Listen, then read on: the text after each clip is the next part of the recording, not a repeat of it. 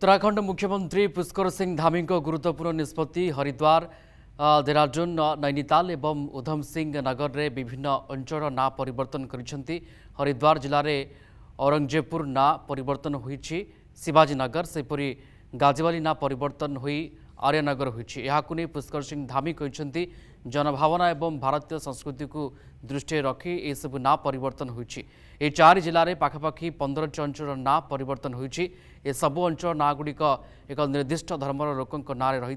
धामी सरकार को निष्पत्ति सेतेबेले आसीछि जेतेबेले महाराष्ट्र में औरंगजेब ना को नहीं बवाल जारी रही।